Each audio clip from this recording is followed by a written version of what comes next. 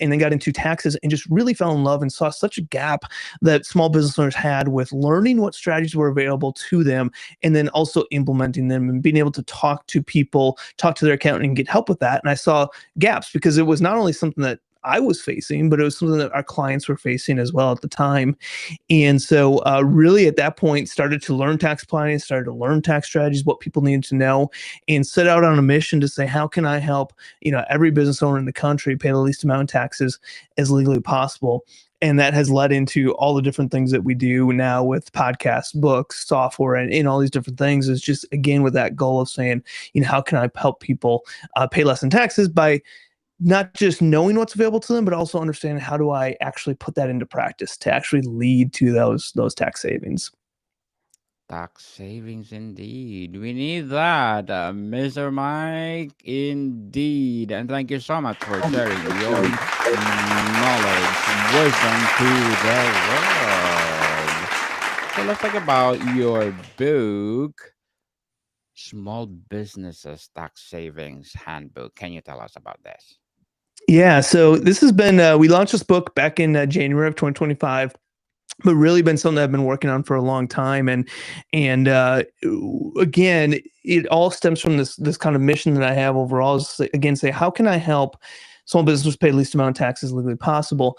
And I call this handbook as kind of that a book that you don't read just once. So it's something that you read once through, kind of start to create that mindset shift, but then leave it as a resource on your desk so that as things come up, as opportunities arise, you can revert back to that book and say, oh, here is a strategy that I need to implement. Let me learn about the strategy and let me go and implement it. And so this is a book that's been in the workings a lot. And kind of what I say is just a resource for small business owners to understand the strategies available to them.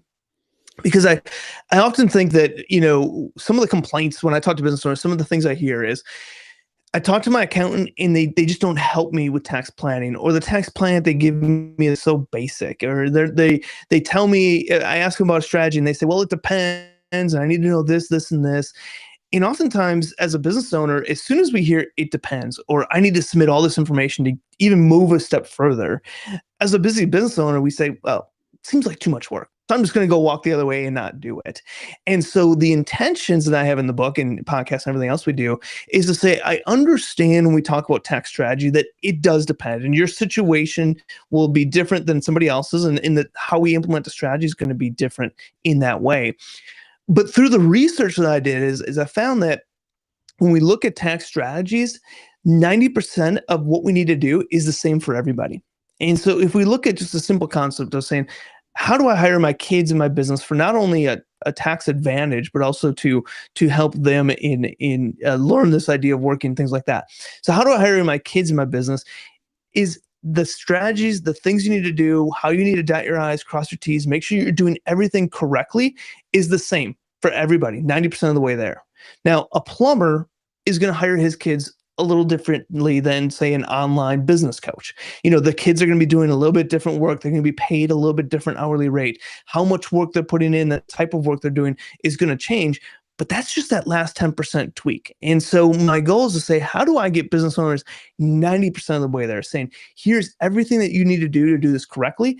And then they can go to their accountant and say, hey, how do I hire my kids? Instead of going and saying that, they can go to say, hey, I'm going to hire my kids. I got little Johnny and little Susie, and here's the things that they're doing. Here's the hourly rate. Can you just help me make sure that sounds right and that sounds reasonable and that sounds good? And then the CPA or their accountant can talk to them and be like, oh yeah, you got everything dialed up. Let's change this slightly, but you're good to go.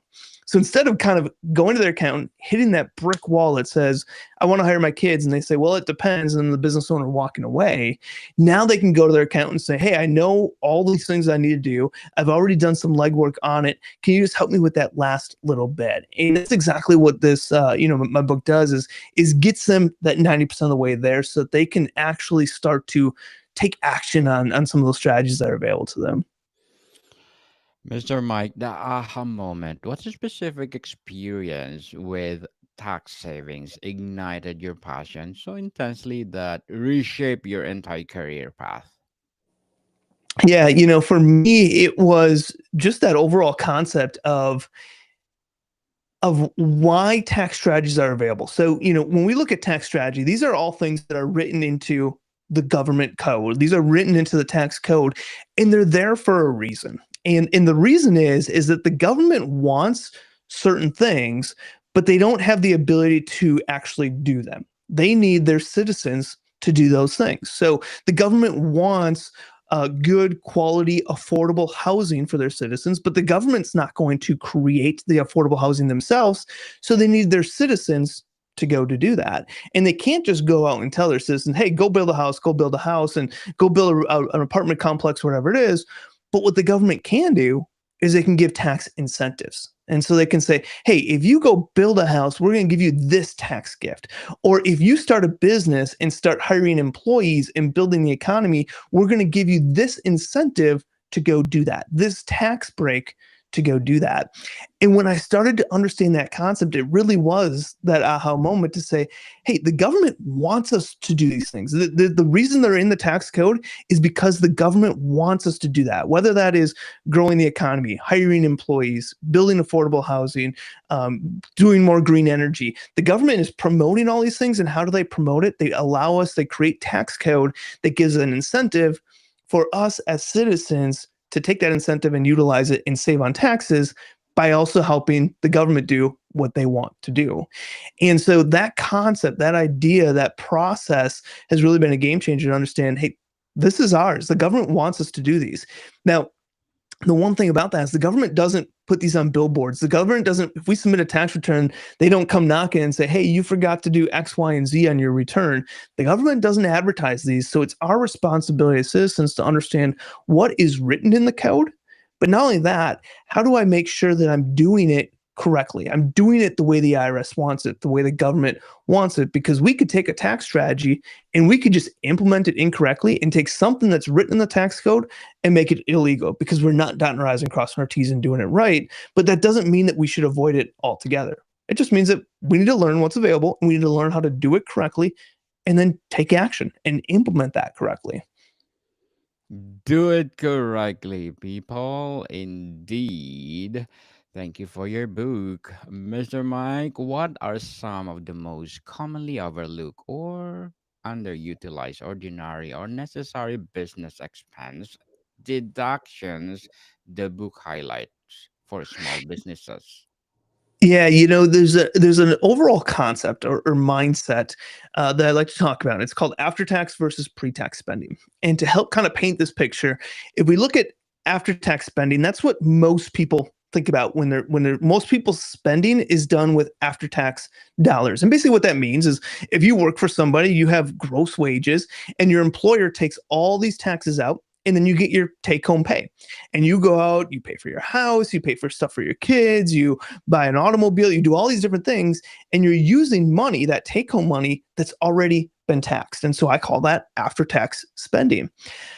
As a business owner, we have sales or revenue, and then we have all these expenses that offset or reduce that sales or revenue that bring us to the profit of our business. And we get taxed on the profit of our business. So any spending that we do prior to that profit number, any valid business deductions that we do are considered pre-tax spending. And so a lot of the strategies we talk about is this concept of saying, how do I move something from after-tax spending into pre-tax spending? So, just some easy examples of that. The home office deduction. The IRS, the government gives us this home office deduction. And this is a home that whether we own a business or not, whether we take the home office deduction or not, we're going to have a home. Whether we're buying or renting, we're going to have a home that we live in. But now the government is saying, hey, we'll give you a benefit. You get a deduction, and you're going to take some of the costs of that home that you live in. Some of those costs you can take as a tax deduction. So that's just moving a portion, not all of it, but a portion of that spending that we're doing on our home from after-tax spending into pre-tax spending. Or if we look at a concept of hiring our kids in our business, if you have kids, you know that you're constantly spending money on baseball camps, basketball camps, you're sending them to amusement parks with their kids. You're doing all these different spending on your kids, but you're always using after-tax spending to do that. And so what if there was a way that we could find something for your child to do inside your business, whether that's a cleaning, whether that's social media, whether it's whatever it might be in your specific business. And that's where you have to look at your situation, find out what's a good job. And as long as we're paying our kids a reasonable rate for the work they're doing, we're tracking hours, we're doing dotting our I's, crossing our T's, and all those different things. Now we can get a business deduction, pay our kids, get a business deduction, lower our taxes. They potentially pay no income taxes, and they can go out and pay for that basketball camp, or they can go out and pay for that amusement park when they go to their friends. And again, that's just a shift from using after-tax spending for those things and moving it into pre-tax spending. So a lot of times when we look at tax strategy, we're using this concept of after-tax versus pre-tax spending. We're not saying, hey, let's go out and buy a vehicle that we don't need, or let's go out and buy something we don't need for a tax deduction. That's not what we're talking about. What we're talking about is saying, how can I move spending, something I'm already spending, I'm going to spend on anyways, but how can we move it from after-tax spending into pre-tax spending? And that's kind of the root core start to a lot of the tax planning, a lot of the strategies, a lot of the things that we talk about within the book. How did running a marketing firm uniquely reveal the limitations of traditional accounting for small businesses? Yeah, I think that the marketing experience in me just helps understand how to relate and how to get this information out to people. Because as a marketing company, that's what we're trying to do. We're trying to sell a product, a service, whatever it might be. And we're doing that through ads, through social media posts, through various different channels that we're trying to get people to purchase or to get interest in whatever that product or service or whatever it might be.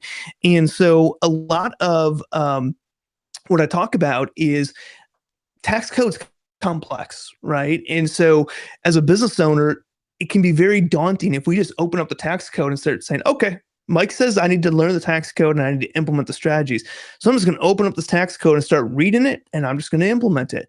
Well, the tax code is not written in a very easy and fun way to understand it. And so the tax code is complex.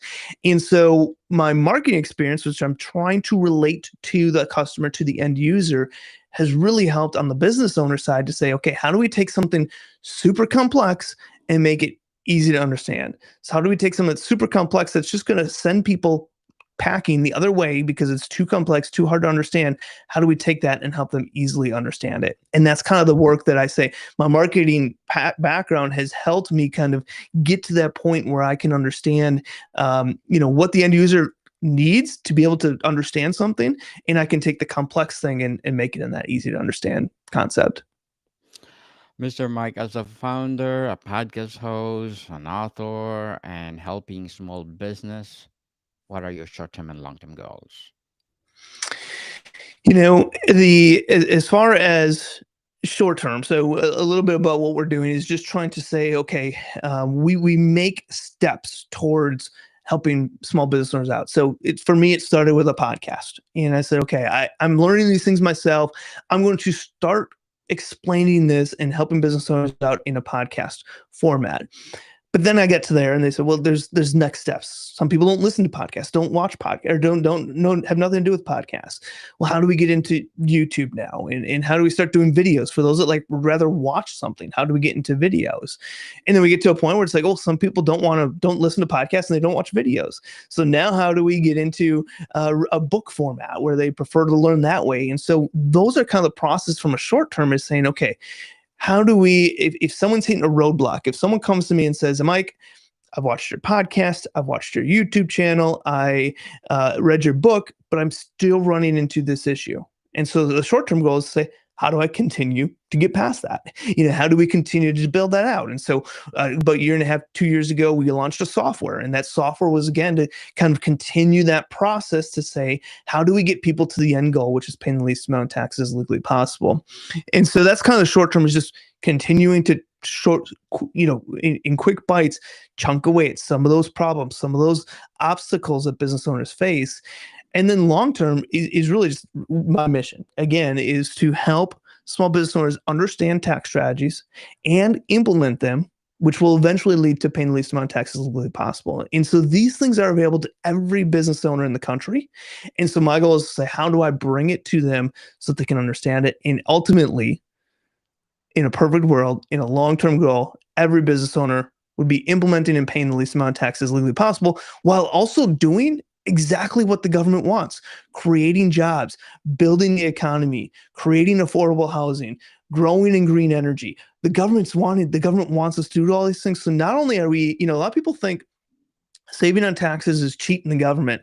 It's the exact opposite. The government wants us to do this, and so we're just taking advantage of what they're giving us. Good luck to your goals, Mr. Mike. Looking forward for more and more success. And what will be your piece of advice for those people out there who want to be like you, the same advocacy, podcast host, and author, and helping small businesses? Yeah, the biggest thing I say is just get started, and that's something that I had to take in my own part too. And when we first started a podcast, it started by accident. I was just randomly kind of putting videos up on YouTube every once in a while, and nothing consistent. And then someone's on our team. I wasn't a podcaster. I didn't listen to podcasts. It had nothing to do with podcasts. And this was 8-9 years ago. Someone on our team said, "Why don't we take some of those videos and put them up on a podcast?" I said, "Well, I don't know anything about podcasts, but sure, whatever. We'll throw it at the wall. We'll see if it sticks." And so we put up these videos in an audio format on a podcast. And 9 months later, we started to get people knocking on our door saying, "Hey, I've heard this, and I heard your podcast, and I had no clue what they were talking about." And then it clicked, and I said, "Oh, those videos that we put into an audio format, people are listening to them." And so that was the point of saying, okay, now it's time to do more. And so, and ever since that point, we've been doing it weekly. And so I think that the biggest thing is to just start in some format. That's podcasts started with 3 videos in an audio format, and then nothing happened for 9 months. And it grew into what we've been doing a podcast now for over 8 years. By just getting started, it wasn't great. I'd say the first year and a half of episodes were pretty awful. They would take me for an 8-minute episode, would take me an hour and a half to do. Now I do a 30-minute episode in 30 minutes. There's no stopping, re-recording, redoing anything. It's just setting and going. So it's just to say that it doesn't have to be perfect, and to just get started into something. And it can expand in everything else. Like I said, I started with a podcast. Now it's moved to a YouTube channel. I have a blog. Then it moved into a book. I have a software. So that one kind of trigger of putting 3 videos up on a podcast has led to so many different things down the road. Indeed, and congratulations for not giving up, Mr. Mike. Try and try until you succeed. Control and stop procrastinating. If you have the passion of talking, please do create a podcast or do your own book. And Mr. Mike, what's the number one misconception small business owners have about tax savings that you're determined to dismantle? Yeah, I think it's the concept of what is tax savings or tax planning to begin with. And that is something that when I talk to new business owners or business owners that are established, and we talk about tax planning, and they'll say, "Well, I already do that." And I say, "Well, let's elaborate on that. What are you doing from a tax planning aspect?" And they say, "Well, I'll meet with my accountant once or twice a year. The accountant tells me how much, based on my business performance, here's how much I need to send into the government for estimated taxes. So I meet with them, plan out what my business is going to do, and plan out how much money I need to send to the government for estimated tax payments." And I say, "Well, that's good. And that's all a process we should take, but that's not tax planning. That's planning for tax paying. But tax planning is planning to minimize taxes." So to say, "Hey, I need to send in estimated taxes of $25,000 a quarter," how do we do tax planning? How do we learn strategies and correctly implement strategies to say, instead of sending 25,000 in, how do I just send 5? What can I do to just send 5,000 in, or whatever those numbers are? And so it's changing this concept or this idea of what is actual tax planning. And I always say tax planning is learning what strategies are available to you and then actually implementing them. And I fall victim to this too. I listen to podcasts all the time, and I hear something really good information. I say, "Oh yeah, I'm going to do that." And then I listen to the next podcast, and that thing that I was going to do is long, long gone. And I never implement it. I never got any benefit from it. And learning's important. Learning's good. But if you just learn, and you never actually implement anything, you see no results. You just know about the stuff, but you're not actually putting them into practice. And so, I always encourage people to, if they're a podcast listener, wherever you're getting your content, your media, I always encourage people to start a note on your phone and say, oh, I heard something good. I'm going to write that down because I want to later, when I have time, I want to actually implement what I just learned. And so I always recommend someone to start a note on their phone of things that they want to implement, and then put an appointment on their calendar. Maybe it's a half a day, once a month or something like that. We're going to look back at that notes and we're going to actually fully implement those strategies or whatever it might be, that concept that I wrote down that I wanted to do. And that's just kind of that reminder to keep coming back to it. Empowering answer, Mr. Mike. Very well said. And before we wrap up our discussion for today, I'm inviting you to please do listen to my other podcast, people. My other podcast, because my abstract essay is already in 5th season, abstract poetry in 2nd season, and of course my book 101 review in 5th season too, comedy 101 in 2nd season, and my book 101 review in 5th season as well, geography 101 in 3rd season, and my baby podcast Law 101 and Mental Health 101, my love letters in 3rd season, and movie 101 and music 101 in its 4th season, and science 101 and sex 101 in its 1st season. Please listen to them wherever you listen your podcast. Mr. Mike, if you could scream one tax action step from the rooftops for every small business owner, what would it be? Again, that piece of getting started, and when I talk about getting started in this concept, is getting started in that learning phase. And if you're in that learning phase already, you're already learning these things, get started in that implementation phase. And so wherever that is, get started in learning. If you're in that beginning phase, check out our podcast, check out the book, check out the things that we're doing. If you're getting started into that, hey, I'm already learning, I'm already digging into this content, but now I need to actually take action on it. Dig into our software, dig into our book, dig into these different things to say, okay, I know all these different strategies that are rattling around my head that I know I should be taking advantage of because they're available to me, but now I just need to take action on it. And the cool thing about tax planning is that it guarantees results. As a business owner, I can go in and put a marketing campaign in for my business, and that's a good thing. And I recommend and encourage people to put marketing campaigns into place. But as a previous marketer, I know that I could spend $10,000 on Google ads or whatever it is and get absolutely nothing from that. Now, we want to calculate it. We want to make precautions on that. But there's a lot of advertising, a lot of marketing dollars that isn't necessarily guaranteed to produce results. Oftentimes it does, but it's not a guarantee.